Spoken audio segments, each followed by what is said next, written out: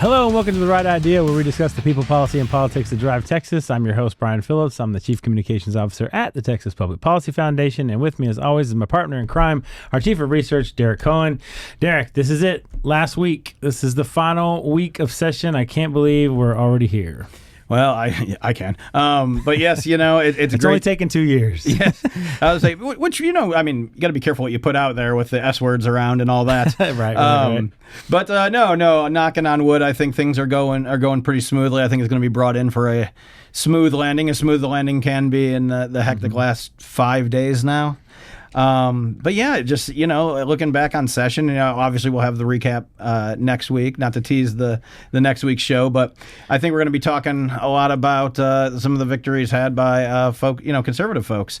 And I think that's going to be a good discussion to have. So is there still time left? We're recording this on Wednesdays as usual. So 2 days left in this week. Is there, and I think 1 day next week. Is there any time left for bills, or is it, today's the day, or you still have 72 hours to get your bills passed? Or? Well, today's the day for third reading Senate bills in the House, or Senate bills in the House that are on third reading and have not advanced yet. We'll talk about some of those later. But things that are like, say, things that have cleared the House and that are over in the Senate, technically, as long as they need a conference report, they can, well, as you know, the Senate's rules, they can handle those, in several more days going forward. Obviously, the House is a little more prescriptive, but I think we're going to see most of. Basically, we'll know where everything's at. If we didn't know that last night at, I think they went to 1:30. If they didn't know it at 1:30, I think we're going to probably know it by the end of the day. I haven't checked in on it lately, but how's my bill doing to reform the testimony process in the House? Oh, Dracula called a point of order on it. It was seconded by Little Bo Peep, and so I think we're probably not going to see that reform this particular session. It's always next session. Yeah, I was about to say, that's a son of a good lobbyist. Oh, we got it this much close. Yeah, exactly. You don't ever want to actually pass it because then you won't get the contract. All right, well, let's start with something fun, as we always do, our hot take. So as you know, we have a new pope. And of course, he's from America. Specifically, he's from Chicago. He's a big White Sox fan. And so people have been having fun with all of that. There's a lot of there's an explosion of Pope merch that is out there on the internet and at shops and everywhere. And so I started looking around and started looking at all the different merchandise that you can get and celebrations of the Pope being from America and being from Chicago. So there's a lot of Pope merch out there. And so I sent some examples to you. Did you happen to look at the catalog of Pope merch and pick something out that you thought was particularly interesting? Yeah, I looked at the catalog, but I think we're leaving we're leaving some money on the table without going with a Pope NFT. You know what I mean? I mean, we get these AI-generated Pope NFTs, and it's like the only one, the limited run. And you can use it as your avatar picture so long as nobody knows how to take a screen cap. And, basically we can go from there. But no, all joking aside, I read that article. I thought it was hilarious that, that he's already got, like, what was it, 2 or 3 biographies that were listed there. Right, yeah. And, But he's a big sports fan, so they've got like jerseys and baseball cards and the Pope, with the Chicago logo. He's a sports fan. Logo. He's a White Sox fan. Yeah, if you can call that what they do. Well, actually, I mean, that only is, I would say, testament to his divinity. If you can go that long as a White Sox fan and still have faith, then I think that running the Holy See is the least of your concerns. I went in the direction of the culinary arts. There is apparently a famous, I guess it's a fast food restaurant, Portillo's. Is that? Fast casual. Fast casual. Okay, so I'm from south of the Mason-Dixon line, so we know. We can see. We don't have Portillo's down here, but they have something called the Leo, which is, quote, a divinely seasoned Italian beef baptized in gravy. So as a comms guy, I thought that was good. I don't know. Maybe if I'll ever make it back up to Chicago. Been there a couple times. Usually end up at Wrigley, not I guess they didn't even call it Comiskey anymore. No, usually end up at Wrigley as a baseball guaranteed fan. rate field or whatever it is. Yeah, I don't know what it is, but maybe I'll stop by the Portillo's and have a Leo while I'm up there. I do. You'll have to correct me if I'm wrong, and I don't know why you would correct me because you never heard of Portillo's before. But I think I saw this, that there is I think they do have at least one, if not a handful, in Dallas or Houston. And I thought I saw that there was going to be one coming to Austin soon. Oh, no. So then, there you go. Then it's on. Well, they stole Whataburger from us. So that is true. That is true. So you'll be able to have your Leo and wash it down with some consubstantiation malort. Yeah, we have to mention Malort because that's another big Chicago thing. So probably not on his list of things that he drinks. But all right, going into our shameless plug. If you're not signed up for The Post, you can sign up at texaspolicy.com/The Post. It's our weekly newsletter that has all the things that we're doing here at TPPF. A lot of commentary on the big issues of the day. Is always usually something a little fun about Texas towards the end, and always some exclusive content from yours truly right at the top. So you can sign up for that, The Post, at texaspolicy.com/The Post. All right. Man, there's just a lot going on. Before you come off The Post, though. Okay. I understand, will there be some discussion about the recent revealing of the Texas Monthly Top 50? Well, there's definitely been a lot of discussion, particularly on the fifth floor here, of that list and what it means for Texas. Because there's a lot of controversy about the top 10, and a lot of controversy, frankly, about a lot of restaurants that were actually left off the thing altogether, particularly here in the Central Texas region. So I would imagine that we have at least 3 or 4 barbecue connoisseurs and critics, frankly, here in the building. So I'm sure that it will make an appearance this week or next week. Yes, for sure. So subscribe to that so you don't miss that hot barbecue content coming up. All right, well, a lot of content to get into today because, as we said, this is the end of the session. So there's just a ton to talk about things that are going on, and so I picked a few favorites. Derek, if you have a couple of big issues, but of course, this is TPPF, so we're contractually obligated to start with education. The Texas House approved talking about DEI in K through 12 and banning DEI in K through 12, which I thought we had approached. I guess we did universities last session, and this was the bill to do it. I think you're thinking about CRT. And CRT, DEI, all of it. Just get it out of the schools. Can we get back to reading, writing, and arithmetic? The Texas House approved a bill that would ban diversity, equity, and inclusion policies and programs in public K through 12 schools.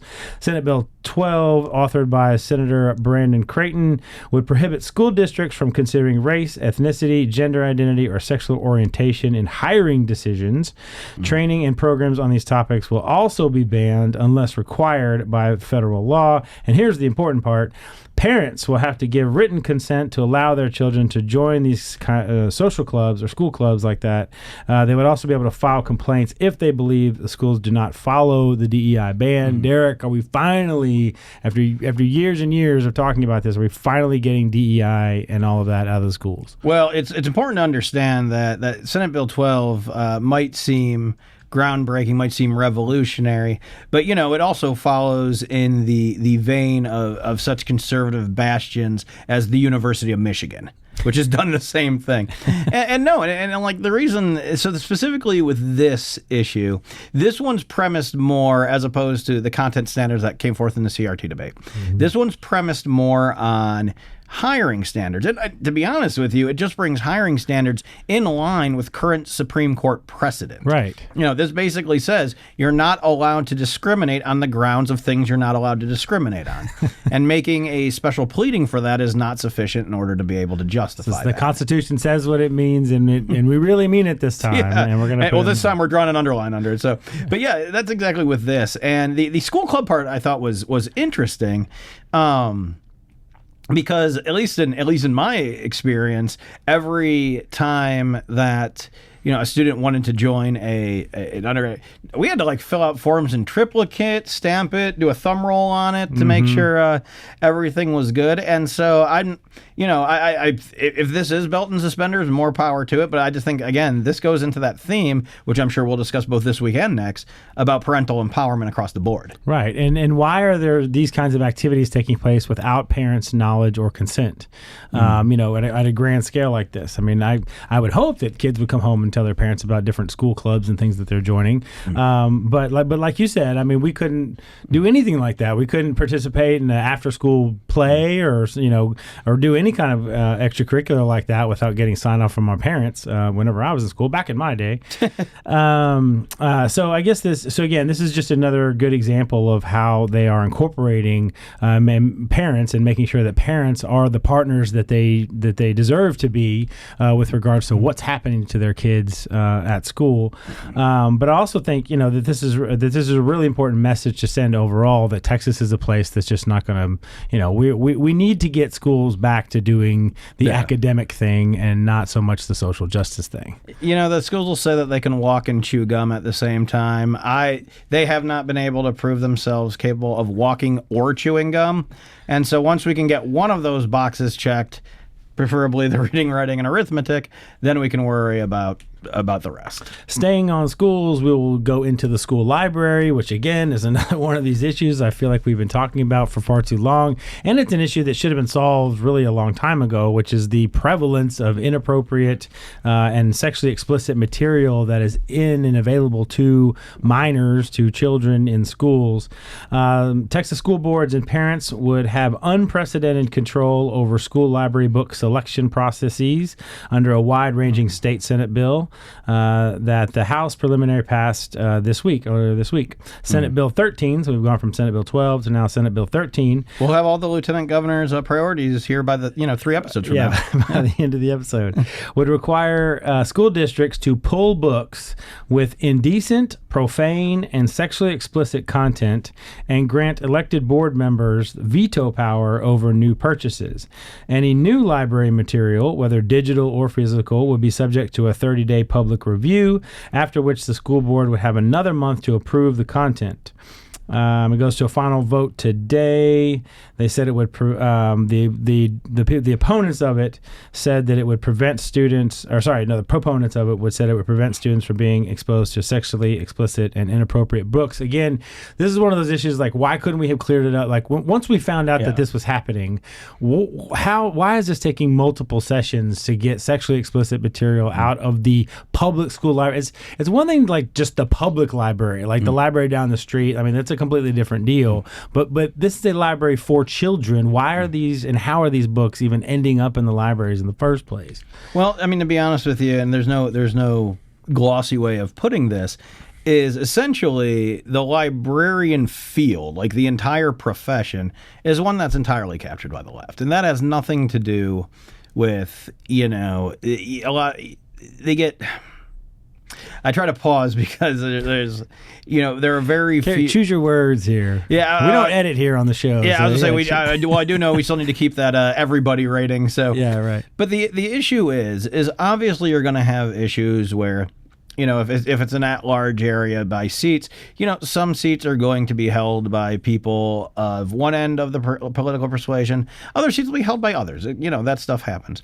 The problem is with the libraries, it's like an administrative position that basically gets hired onto.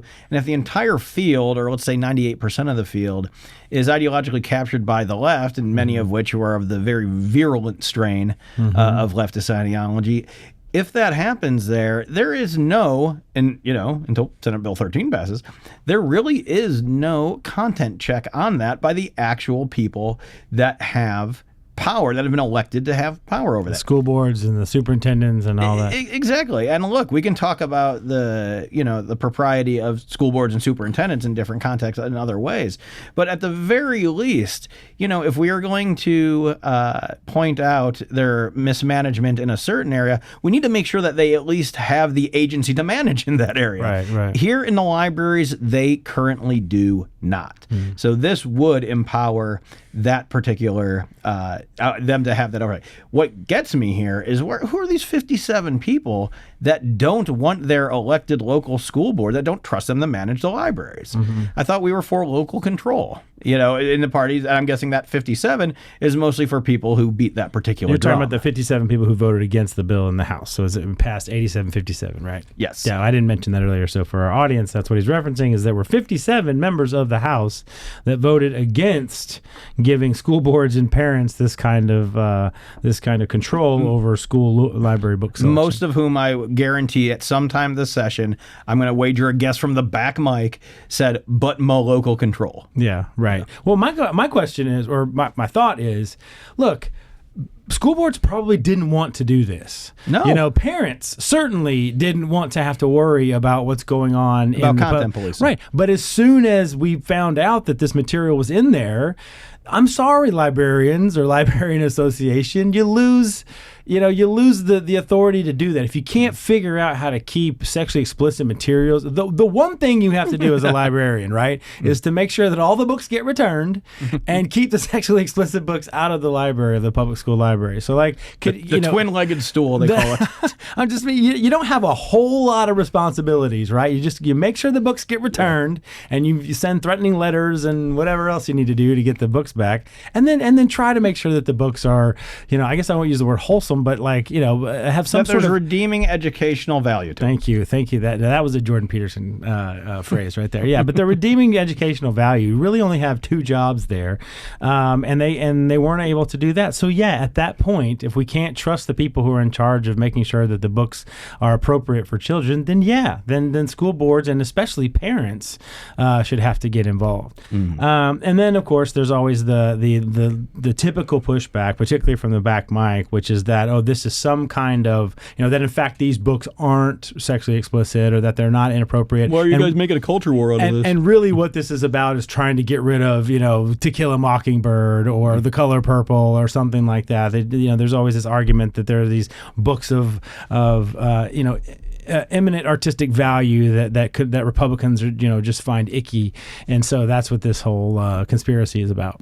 Yeah, well, no, and there were some pretty ugly discussions on the floor about that. I remember one backbencher had an amendment that he filed and alleged that, this is targeting authors of certain persuasions or extractions.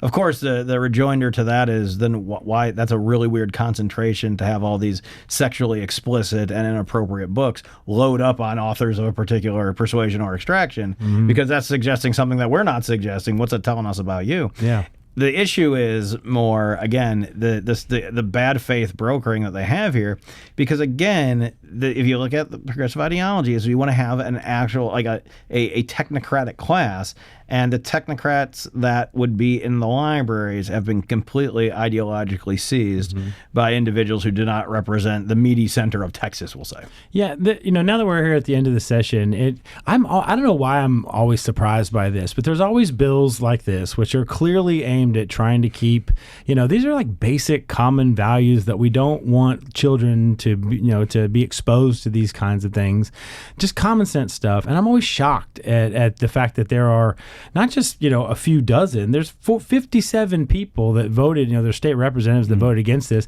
or that people that stand at the back mic and stand up there and oppose these kinds of things. I mean, we've recently spoken with Daniel Alders, who had a bill that wasn't kids' libraries, it was just public libraries in general. And it wasn't even removing the material. It was even moving the material. It was literally moving the material from the kids section to the adult section. So it wasn't even taking the material out. And yet you had people standing up at the back mic just railing on this. Like, why are you wanting to burn books? Right, like using Nazi references to book banning and things like that for something that seems so common sense. So anyway, larger question is, does it shock you still that there would actually be not just a few but a lot of members of the Texas Legislature, of all places, this isn't California or New York, the Texas Legislature, who would stand up there and say, no, we need to make sure that kids still have access to this kind of stuff? No, and I would also point out an interesting thing to see, and maybe not in particular these bills, but if you look at the different chambers between their splits, Baal's a great example I always go back to, because, and we'll talk a little bit about Baal later, but one of the things that we always said about the Baal debate is this is not a partisan issue. Now, granted, if you want to do a joint resolution, you need 2/3 of the chamber, so in the House that's 100. But in the Senate, it's coming out of the Senate 29-2, right, over and over and over again. Same thing with these. And by the way, there's some very progressive, far left people in the Senate. What? No, I mean, huge. I'll have to look into that later, Brian. But that seems unfounded to me.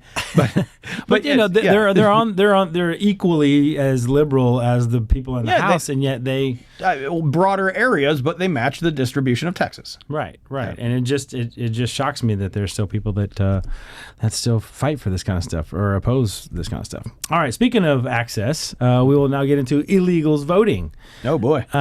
Texas Governor Greg Abbott signed legislation this week week and signed legislation. So it's made it out of the House and the Senate and is now law, in which he said, quote, makes it, quote, crystal clear that only U.S. citizens are allowed to vote in elections in Texas.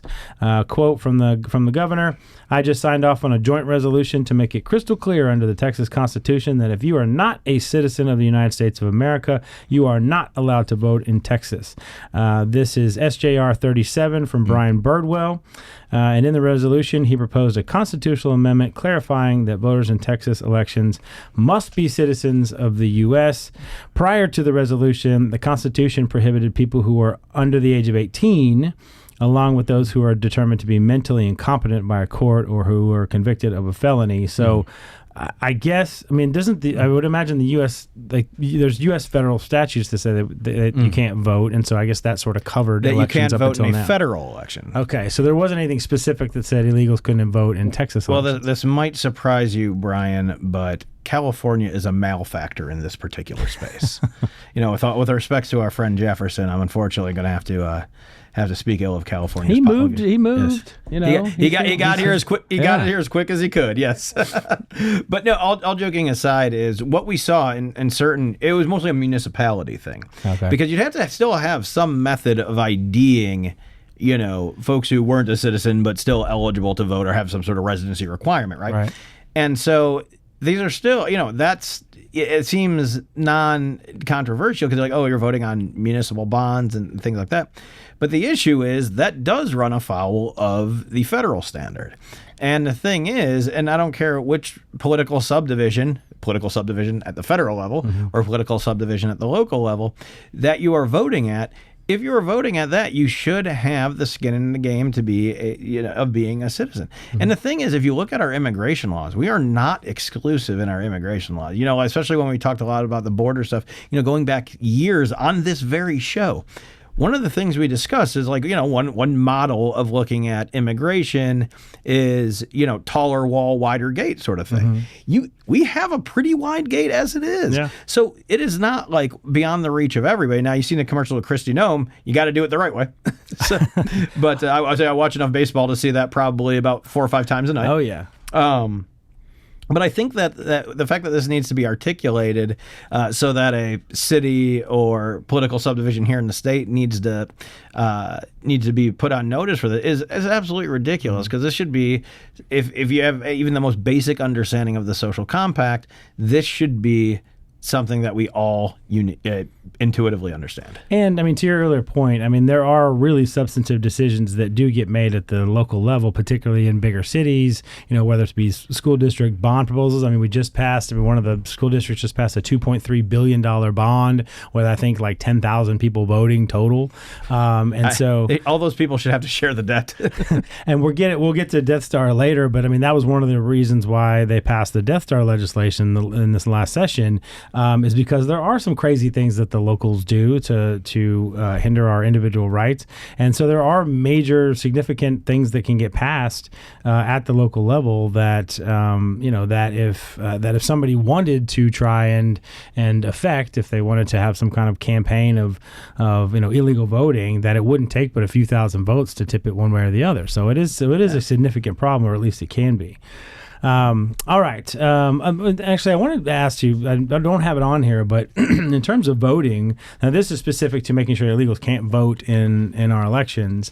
But we've kind of struggled with this. We talked about this a few times on the podcast. The Texas voting laws are pretty good. I mean, as it is around the country. I don't know if they have a scorecard for that. Actually, Heritage does. Do they have a state scorecard? I'm not sure where you end up on that, but I mean, I think we're in the top 6 after SB 6. Top 6. So we've talked to election officials and experts, and we've really struggled in previous sessions to come up with where are the loopholes at, where are the areas where Texas can continue to do better, because we've got all the big ones down, right? We have voter ID, we make sure the illegals can't vote, we have the big reforms in place to make sure that our elections are fair and safe and everything. Are there things that happened this session? Was there discussions about any kind of election integrity laws that, that either didn't make it across the board or actually passed? Well, the big one, and the one that I believe we've talked to, I think it was James that we talked to the last time about this, that died was ban on ranked choice voting. Yeah.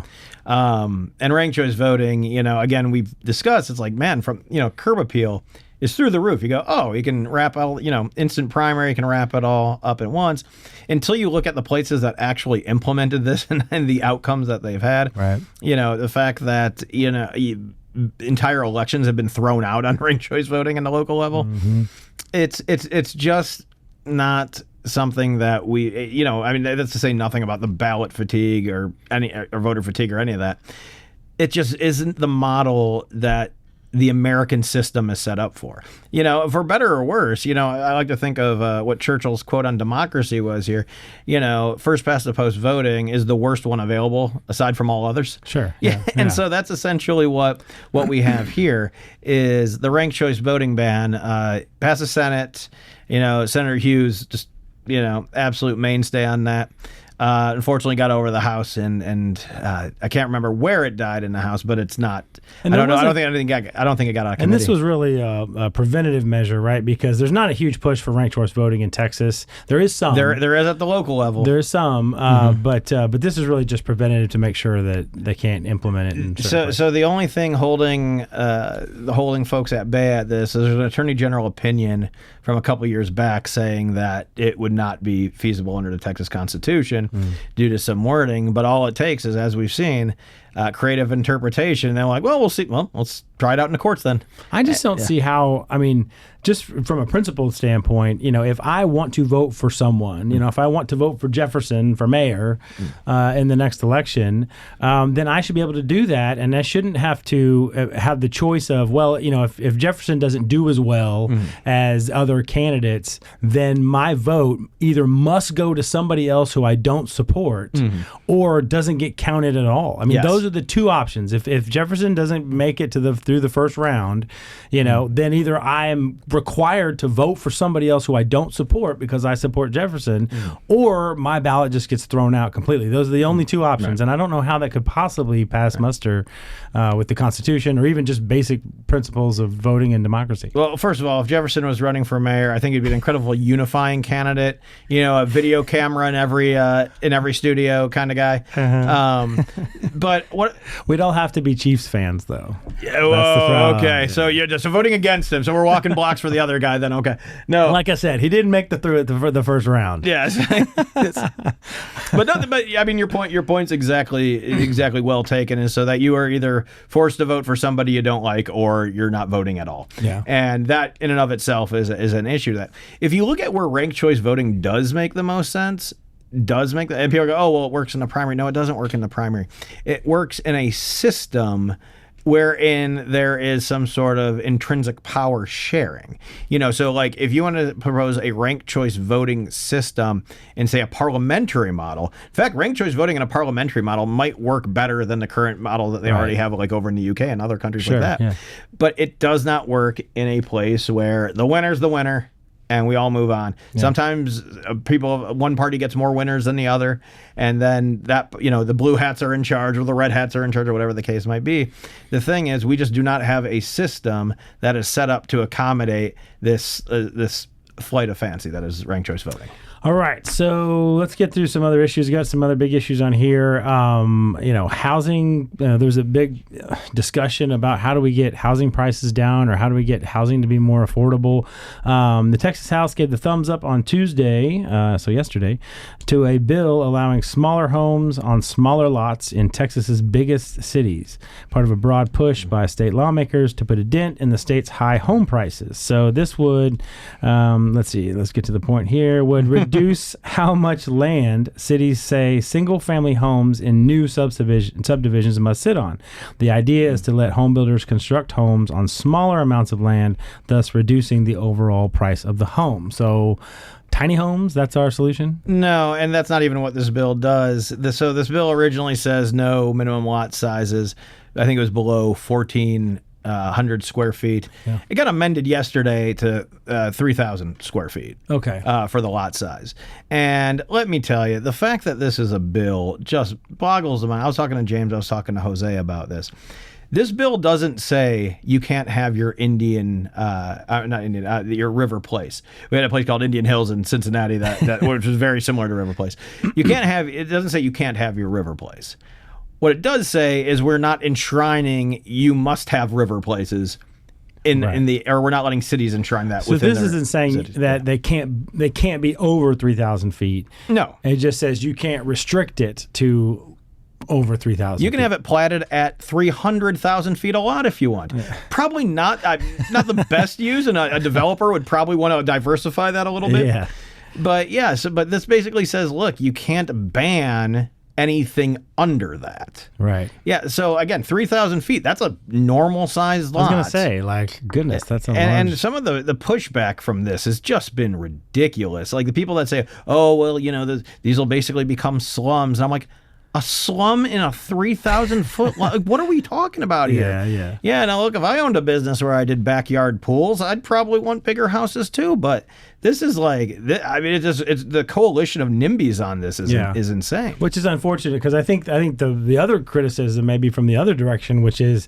is this really going to do anything to lower housing prices? Yeah. Well, okay. Will it do something directly? No, but as you know, I mean, because that was actually one of the more disingenuous lines of questioning yesterday, as if any disingenuous line of questioning can be ranked.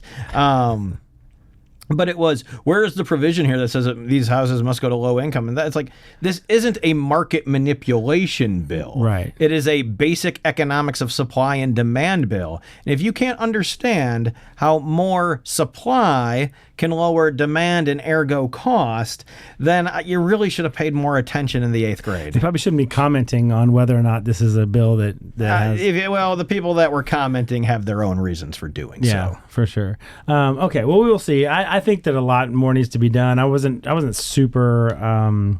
I wasn't impressed by the creativity on this issue this session. I mean, it's very difficult too. I mean, it's not that I need to be impressed, but I just feel like there's. Are you not entertained? I'm definitely entertained. This is the Texas Legislature, But I guess we do need to go back to the drawing board, and this includes our organization and others to come back to the drawing board on housing affordability because we saw some things like let's just take old warehouses and make housing out of them, or what about what if we built on top of a Whole Foods or an HEB and we put some condos up there? Those are all good ideas. And again, to your point about more supply means presumably that the prices will come down. Let me guess where you're going, but that doesn't necessarily satisfy the normal Texans concept of housing. Well, I mean, yeah, because is that the kind of housing that people want? Exactly. And so we've done some preliminary research and asking people, when you say I want an affordable house, when you think about that, are you thinking about a condo above a Whole Foods, or are you thinking about that, in some within 3 miles of the city and having an actual house with a yard and those kinds of things? And so I feel like just in general, not just conservatives, but everybody kind of needs to go back to the drawing board and trying to figure out ways to get housing down. And the other question is it just that housing is everybody, is it just that the prices are up and they're never going to come down, or is it a market problem? Is it a supply and demand problem? And I don't really think anybody's really put their finger on what that is. Well, and I'd say it's also a possibility of the answer to that question you just posed being both, right? Right. And so this is an issue where housing is high currently because even though in areas where there is much less restriction on development, housing prices are still high out there because the people that are getting driven out of the super high areas, see Austin and the surrounding environment. You've recently bought a house in the Austin area. So Kyle. You know exactly what we're talking about. Mm-hmm. And so having that market pressure displaces, right? And so even if we do that, that kind of locks into that price point, because then people aren't wanting to see diminished property values and engage in particular, whether it's we'll say aggressive HOA tactics or what have you. But they don't, you don't want your comps in the neighborhood being below the value of your house because it's going to drag your house down. Yeah. And so it's kind of a ratchet in that way. But the only way out of that is supply. And, we have, younger colleagues who they'll talk about the meme or the joke that they'll never own a house. Mm-hmm. And of course, after I get done mowing the lawn, I'm like, well, go say, lucky you. Lucky you. But all that to say is, this is a step to the right direction, and we clearly are reaching pinch points on supply almost everywhere in the state. And also, in addition to that, I mean, I'm out in Kyle, like you said, and they can't put up houses fast enough out there. There's constant development. But part of the problem is, too, of course, is that interest rates are so high. Mm-hmm. And so, nobody's going to spend that, when the interest rates are that high, even if you're just buying a $400,000 or $500,000 house, well, not 500, but like a $400,000 house, the mortgage is still insane if you're paying, 7.5% interest. And so, even if they are able to build more, which they're doing out in the suburbs, and even if those prices are starting to stabilize or even come down, if the interest rates are still at 6.5-7%, no one's going to pay that for a mortgage, for a $400,000 house. Well, luckily, as I've discovered from Kyle's taxpayer disclosure document, the average price in Kyle's only $100,000, right? Oh, that's why we don't need to go into that. That's an Easter egg for the long-term listeners. Yeah. But you're exactly right. All right. So speaking of local stuff, they'll get into some things that were not as successful, and I think we won't call them dead because nothing's really dead until signing die. But Death Star 2.0 did not make it across the finish line. This was a proposal to expand a sweeping state law aimed at stopping Texas cities and counties from adopting progressive policies. Well, that's not exactly what it was trying to do, but here's the media for you. Senate Bill 2858 would have given the Texas Attorney General power to sue cities and counties and blow huge holes in their budgets if they adopt local rules that the state believes go further than what's allowed under a broad swath of state law. Then, essentially, for the long-term listeners, we know what Death Star is. Death Star 2.0 was an attempt to expand some of that into other areas and to give the state more control over some local decisions that essentially violated individual rights and all other kinds of bad policy. Didn't make it over the finish line this time. Didn't feel like it quite had, despite Death Star 1.0 being Speaker Dustin Burrows' bill. Maybe he was focused on some other things this session, and this one will have to just wait until next year or in the next couple of years. Yeah, and obviously it was something that we lent support to. But yeah, it's also one of the things where people will see this and say, "Oh, well, he must not be passionate about this anymore." Or, and look, I don't deign to speak for the speaker, but I understand it's a time-consuming job, and a lot of the work, especially on particular issues, are delegated to the committee chairs and below. Oh no, I fully blame James Quintero.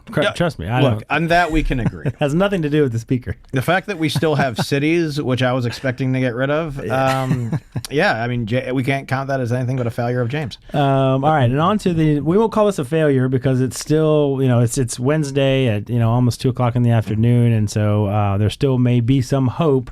But another one of the governor's big priorities was bail. Got one of his big priorities through last week, SJR 5. This one was interesting because the one that did not get passed on second reading was SJR 87, which, the SJR 5, which was that really changed the law in a very substantive and transformational way, which would allow judges to deny bail to those suspected of certain very high, very heinous and severe crimes. It's not just murder, but things like child rape and those kinds of things. They can deny bail to them.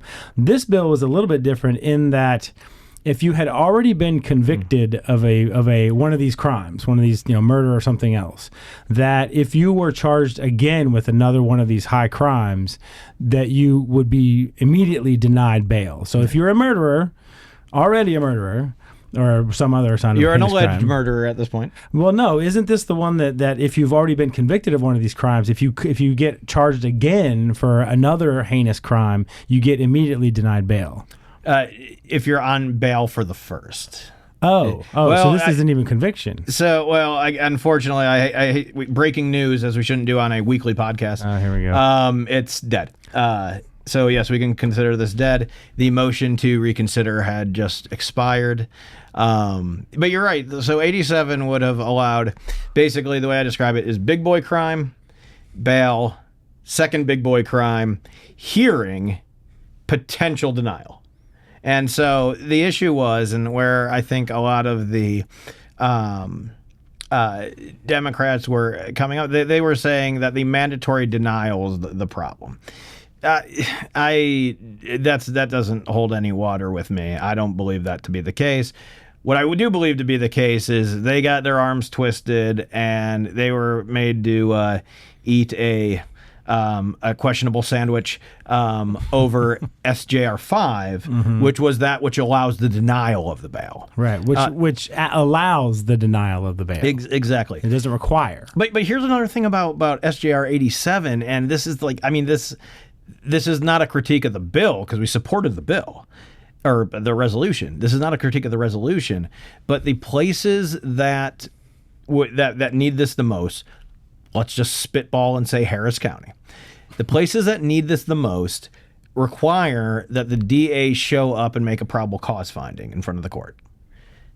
These places, like, the DA is not going to show up. That's the problem. I mean, don't get me wrong. In places like, look, we're talking about, you mentioned Daniel Aldridge. We're talking Smith County. In Smith County, SJR 5 will get you everywhere you need to go. Right. Yeah. Yeah. It won't need the mandatory provision that's in SJR 87.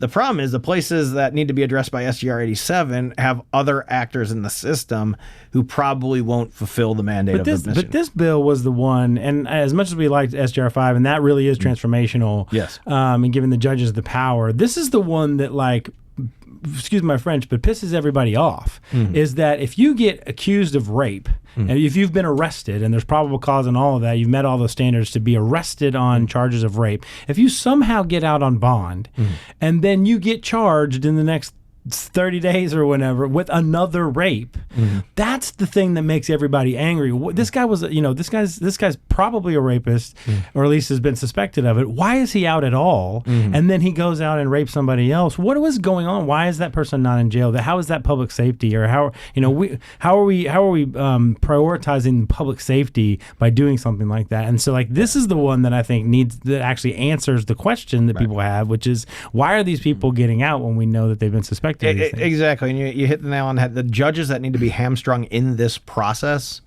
are not the one, like the good judges, and of which there are, I would say the vast majority in the state are good. The vast majority of the magistrates in the state who set the bail are good, and they consider the pretrial safety report. They look at everything they're supposed to look at. They use the rubric scoring they're supposed to look at.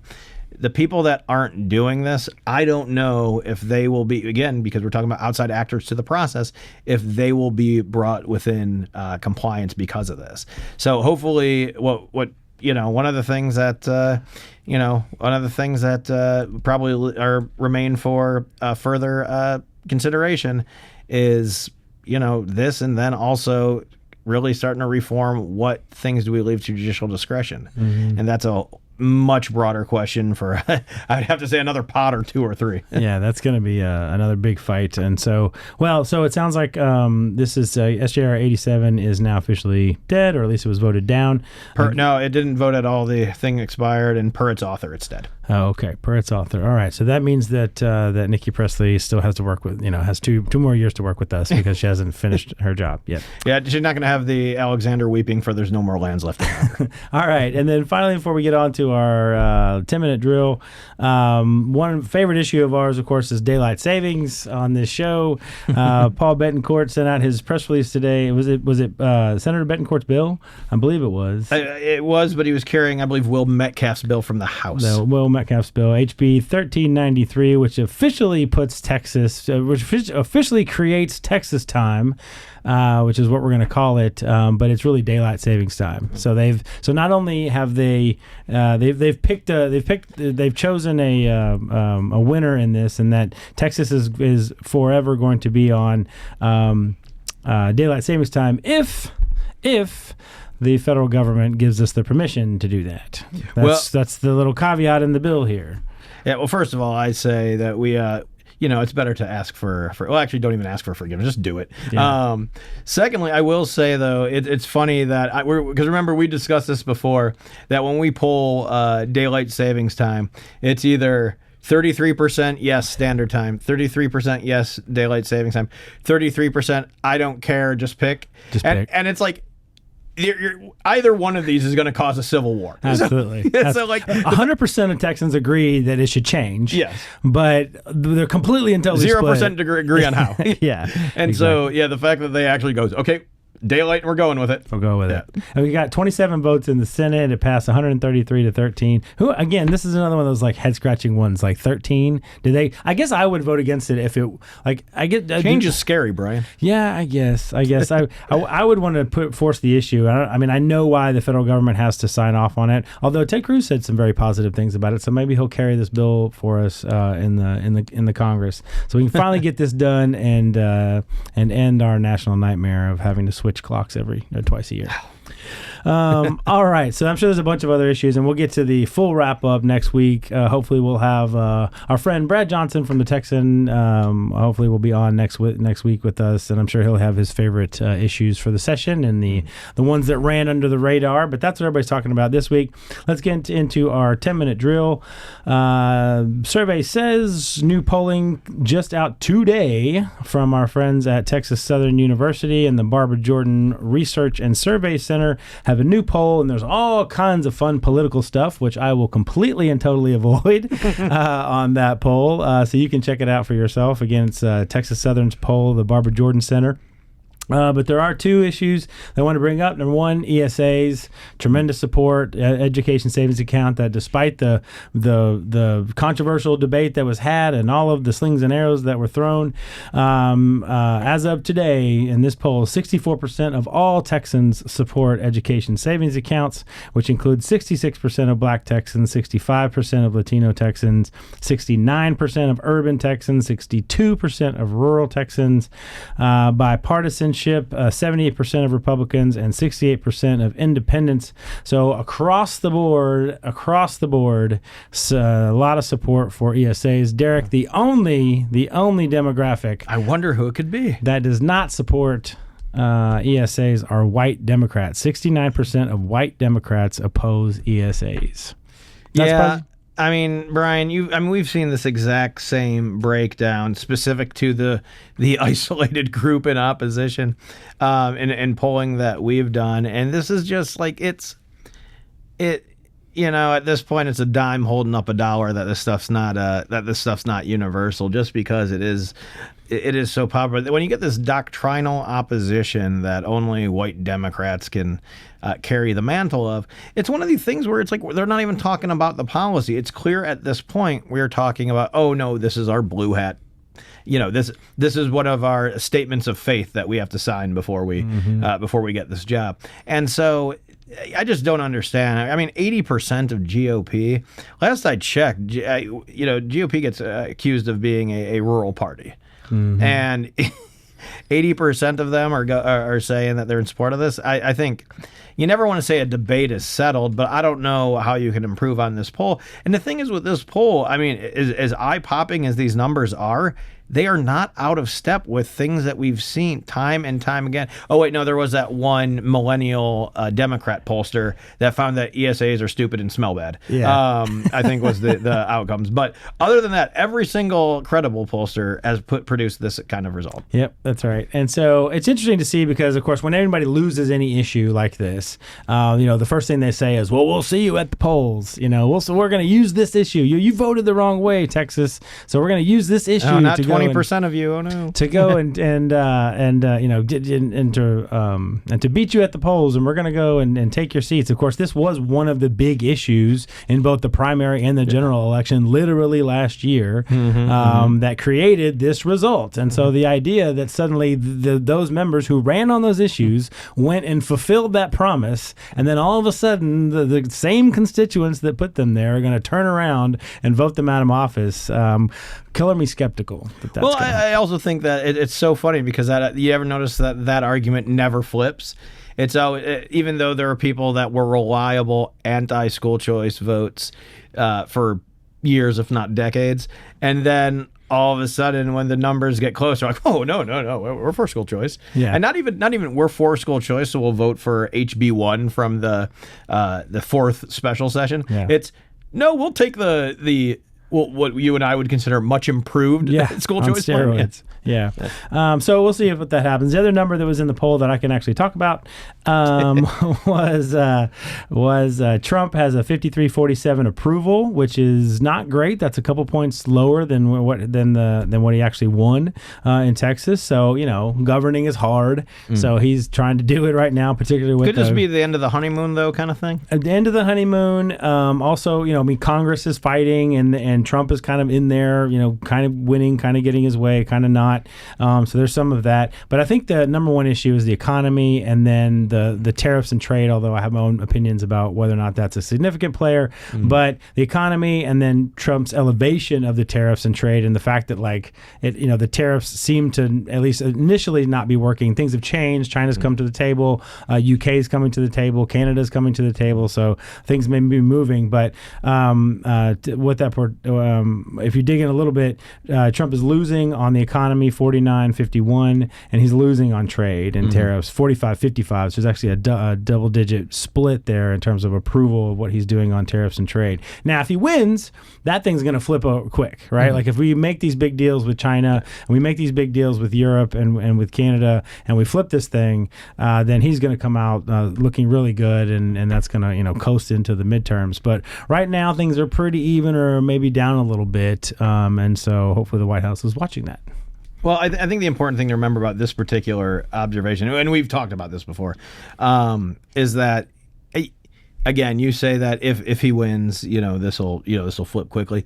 The issue is before that win is cemented, solidified, we are in a place of great instability at the moment, and the markets and the economy abhor instability. Yeah. Tough interest rates, tough sledding economically.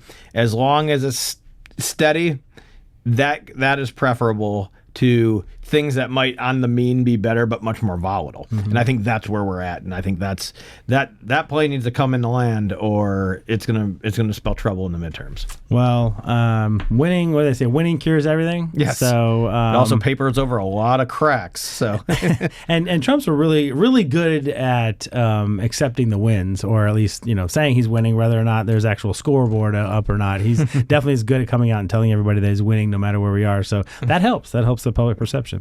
Okay, lies, damn lies, and statistics. Kind of have a little bit of fun with this one, mostly because we're short of time, but there was history made this week by the Longhorns, my beloved Longhorns arch rival, the Texas A&M Aggies. They made history this week, becoming their baseball team. The Texas A&M Aggie baseball team became the first team in 34 years to start as a preseason number one and not make it into the NCAA baseball tournament. So congratulations, Aggies, for making history. Been first team in 34 years to do that. So it's been a tough athletic 12 months for the Aggies. I think the most important thing to remember about this particular statistic is that, especially if you were, say, our CEO, Greg Sindelar, that this is Bryan coming up with these statistics and not Derek, your faithful and loyal chief research officer. Please continue, Bryan.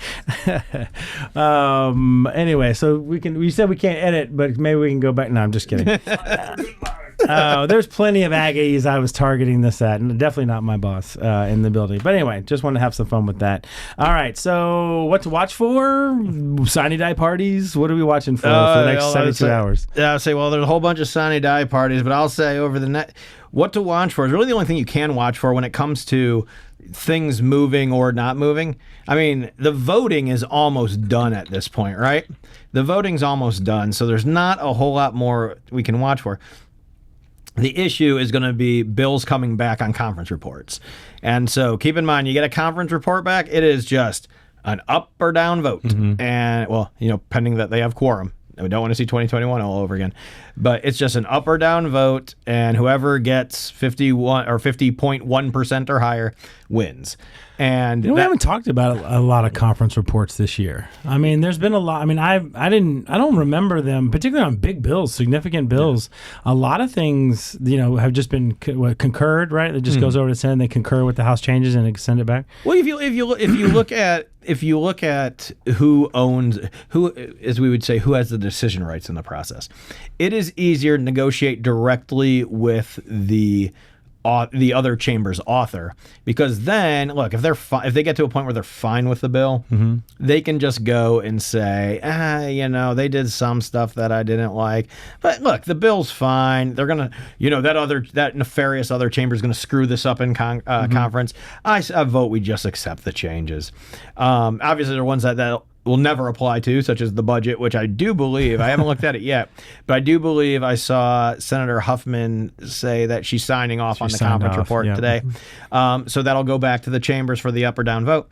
But yeah, you're right. It seems like we are having less of this, but I also think that we are seeing more direct negotiation with the other chamber's author, just so you can lower the institutional headache of having to appoint conferees, fill out your little green sheet, do all the whole steps, and trying to get that done here. And the gavel's dropping in 5 days? Yeah. And so you're pre-negotiating the headache as opposed to having to deal with it in real time. And maybe that's downstream from the fact that the House and the Senate, just in general, and then specifically the two leaders at the top, have been getting along and having breakfasts with the governor once a week and all that. I'm sure Brad Johnson will probably disabuse us of all of that and tell us all the inside stories next week. And that's one thing that he follows a lot, so I'd be interested to get his take. But it does feel like, certainly from the beginning, they've been trying to work together, and that maybe some of that's run downhill to the committee chairman and others. And look, not to tease next week, I will say that I think that this has been one of the more conservative sessions of my experience. No, you said it. Yeah, I said more. I didn't say the. Okay. But no, and I think I think reasonable minds can disagree on that, but that's my particular thing. And I also think reasonable minds can disagree on the comity between the House and the Senate. My take on that is it's never been this strong in the last 20 years. Hot take. You should have had that at the top of the pod. I'm 90% sure it has nothing to do with Pope merchandise. So, all right. Well, if we haven't teased it enough, we will do our final wrap up for the session, and then I guess we'll figure out where we go from there with the podcast. We could do like beach locations. Oh yeah, we've always talked about doing a little on the road with the right idea. Yeah, I think that's actually a really good idea. Just Hawaiian shirts. Got it, down at Port A, got like a big old hurricane, and well, with our travel budgets, it'll just be me and you in front of a green screen, and and like the straw hat. And hello, I'm in Delaware. Hello, coming to you live from Galveston. No, nobody goes to Galveston. All right, we'll see. We'll look into our travel budget in Jefferson and see what we've got. Probably not a lot. Anyway, awesome. All right, well, we'll tease that for next week and get our final wrap ups. But this is great. This is kind of tying a bow on at least the last week on some hot issues that are out there. So thanks for all your hot insights. Yeah, my insights are quite hot. And thank you for watching, and thank you for listening. And the immortal words of Sam Houston: do good and risk the consequences. We'll see you next time.